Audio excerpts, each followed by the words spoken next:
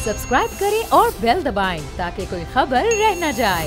मुझे ये बताइएगा कि जो हम लोग सुनते आए कि जनाब बाहर से लोग आते हैं, हमेशा बलूचिस्तान को इस्तेमाल किया जाता रहा है, आते हैं, पैसा लगाते हैं और वोट खरीदते हैं, सेनेटर बन जाते हैं, मतलब ये सारी सूरत हाल वहाँ पर रही और ये सूबा हमेशा एहसास महरूमी का शिकारी रहा है। लोग मुंतखब होने के बाद सेनेटर कहते थे हम दौरे करेंगे, तरक्याती काम करवाएंगे, पूरे 3 सालों में ना वो दौरा करते हैं ना वो काम करवाते हैं।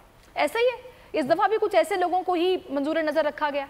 देखें, एक चीज़ जो लियाकत ने बात की, लियाकत खुद एक अच्छे सियासी कारकुन रहे हैं और ग्रास रूट की पॉलिटिक्स की और साथ साथ पॉलिटिक्स के वो स्टूडेंट हैं जिन्होंने सियासत को पढ़ा भी है।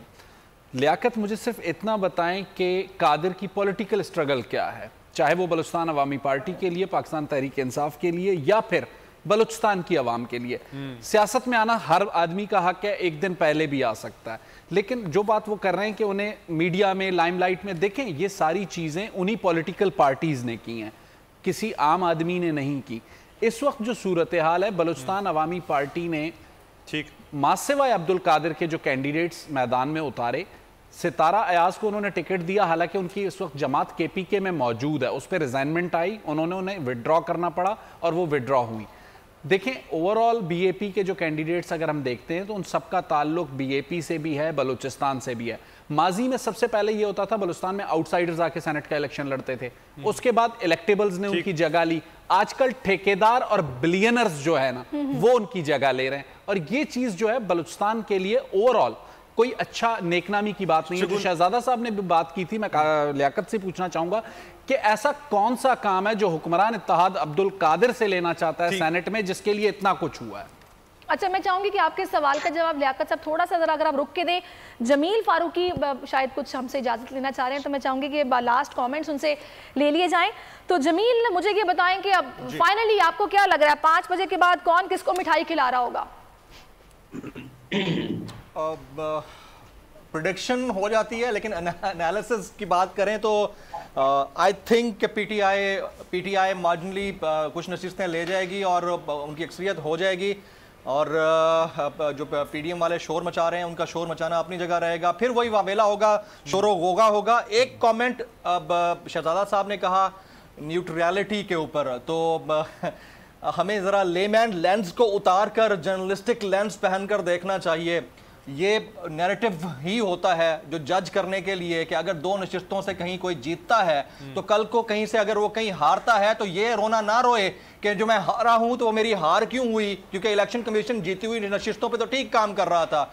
यही कुछ सेनेट के इंतखाबात में भी होगा, कुछ लोग रो रहे होंगे, कुछ हंस रहे होंगे। At the end of the day अगर किसी को इसमें फायदा नजर आता है, अगर PTI जीतती है तो PTI के पास एक मार्जिनल चॉइस होगी कि वो रिफॉर्म्स के लिए बेस सेट कर सकें।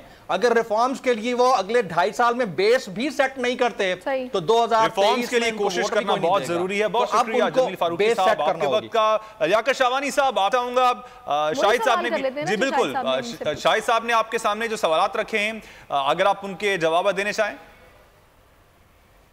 जी, शाहिदुद्दीन साहब मेरे भाई हैं, उन्होंने जो पॉजिटिव रिमार्क मेरे हवाले से पास किए, मैं उसका शुक्रगुजार हूँ और उन्होंने मुझे पॉलिटिकल वर्कर कहा। इसी तरह शाहिदुद्दीन भी एक जर्नलिस्ट हैं हमारे बलूचिस्तान के, पान के, वो भी बिल्कुल ग्रास रूट से वो स्ट्रगल करते आए हैं और उन्होंने अपना मकाम पैदा किया है। उनका जो क्वेश्चन है बेसिकली, अगर एक शख्स के से अटकर जनरलाइज टर्म इंटेलेक्चुअली उसको देखा जाए, देखिए उन्होंने पैसों की बात की या सरमायादाराना निजाम की बात की। अनफॉर्चुनेटली दुनिया में लिबरल डेमोक्रेसी तो यही मॉडल मौजूद है।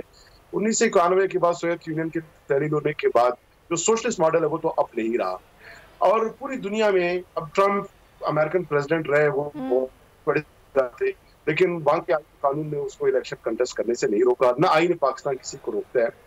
और ये बड़ा आइडियल होता कि लोअर मिडिल क्लास के लोग जो है वो पॉलिटिक्स में आए और खासतौर से सेनेट में इंटेलेक्चुअल्स लोगों को जाना चाहिए। टेक्नोक्रेट्स का जो क्राइटेरिया रखा है उसकी वजह भी यही है। लेकिन ये है कि हमारे पाकिस्तान में से आप जनरल इलेक्शन कंटेस्ट करते हैं, इवन लोकल बॉडीज तक भी आपको पैसे लगाने पड़ते हैं। This is very unfortunate. गो कि इलेक्शन कमीशन का जो कोड ऑफ कंडक्ट है उसमें एक लिमिट है, बहुत एक छोटा सर्टेन लिमिट है, उससे ज्यादा पैसे नहीं लगा सकते, लेकिन लोग लगाते हैं।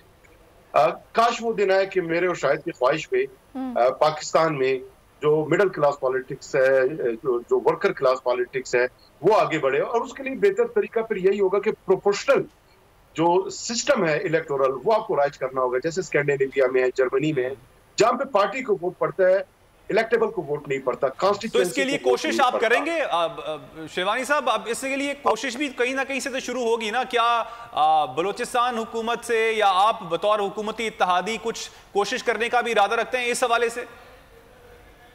100%। अभी भी प्राइम मिनिस्टर साहब ने जो कोशिश उन्होंने किया, ओपन बैलेट किया, हमने उसको सपोर्ट किया।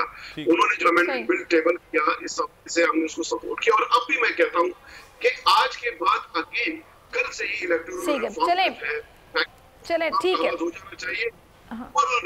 सही। चले इस वक्त 340 अरकान की जानिब से कर दिया गया है और जनाब बड़ा तेजी के साथ अब एकदम ये अमल कुछ तेज हुआ है। पहले 250 थे, उनको काफी टाइम लगा, लेकिन 3:02 घंटे का मजीद वक्त बाकी रह गया है। तो 340 अरकान है जिनकी जानिब से वोट कास्ट कर दिया गया है। अभी किसके हक में किया गया है? 5 बजे के बाद पता चलेगा। जी बिल्कुल 5 आजिज दामरा साहब भी हमारे साथ मौजूद हैं, पाकिस्तान पीपल्स पार्टी के रहनुमा हैं। आजिज साहब, इससे पहले हम बात कर रहे थे कि सेनेट इलेक्शन में कोई ढकी छुपी बात नहीं है कि पैसे चलते हैं। पाकिस्तान पीपल्स पार्टी इस पैसे के चलने को रोकने के लिए क्या क्या इकदाम करने का इरादा रखती है? ये चले सेनेट के इलेक्शन अभी हो जाएंगे, तो इरादा किया था वो उसको पूरा भी नहीं किया था। 2015 में नून लीग ने भी इरादा किया था, वो भी पूरा नहीं हो पाया। पाकिस्तान तहरीक इंसाफ जो है अभी इरादा रखती थी, उसमें भी कोई उनकी जानिब से उनकी मदद नहीं की गई ऑपोजिशन की जानिब से।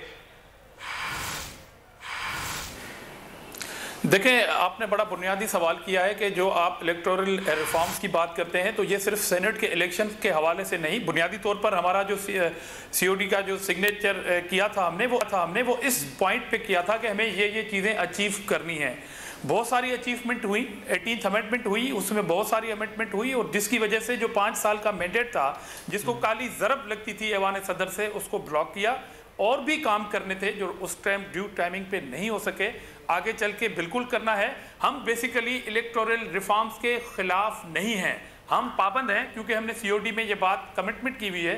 मगर अब जो हुकूमत ने ये शुरू की थी वो सिर्फ मुनाफकत की बुनियाद पर थी और जिसकी दुश्वारियां हुकूमत को ये पूरी कौम देख रही थी कि उनको टिकटें अपने चमक पे बुनियाद पर बांटनी थी। मैंने कहा उनकी अपनी पार्टी के अंदर से ये आवाज़ें आ रही थी। तो बादशाह सलामत का ख्याल और कॉन्स्टिट्यूशनल अमेंडमेंट दो अलग अलग चीज़ें हैं। हम कह रहे थे कि आपके ड्यू टाइमिंग के मुताबिक आप तमाम स्टेक होल्डर जो असेंबली में मौजूद हैं सबसे बात करनी पड़ेगी, चाहे किस पार्टी की सीट 2 क्यों ना हो असेंबली के अंदर। आजिज साहब, बात असल में अब ये है क्योंकि ये जब बिल ठीक है ड्यू टाइमिंग पे नहीं हो सके, आगे चल के बिल्कुल करना है। हम बेसिकली इलेक्टोरल रिफॉर्म्स के खिलाफ नहीं हैं, हम पाबंद हैं क्योंकि हमने सीओडी में ये बात कमिटमेंट की हुई है। मगर अब जो हुकूमत ने ये शुरू की थी वो सिर्फ मुनाफकत की बुनियाद पर थी और जिसकी दुश्वारियां हुकूमत को ये पूरी कौम देख रही थी कि उनको टिकटें अपने चमक पे बुनियाद पर बांटनी थी। मैंने कहा उनकी अपनी पार्टी के अंदर से ये आवाज़ें आ रही थी। तो बादशाह सलामत का ख्याल और कॉन्स्टिट्यूशनल अमेंडमेंट दो अलग अलग चीज़ें हैं। हम कह रहे थे कि आपके ड्यू टाइमिंग के मुताबिक आप तमाम स्टेक होल्डर जो असेंबली में मौजूद हैं सबसे बात करनी पड़ेगी, चाहे किस पार्टी की सीट 2 क्यों ना हो असेंबली के अंदर। आजिज साहब, बात असल में अब ये है क्योंकि ये जब बिल ठीक है। सब्सक्राइब करें और बेल दबाएं ताकि कोई खबर रह न जाए।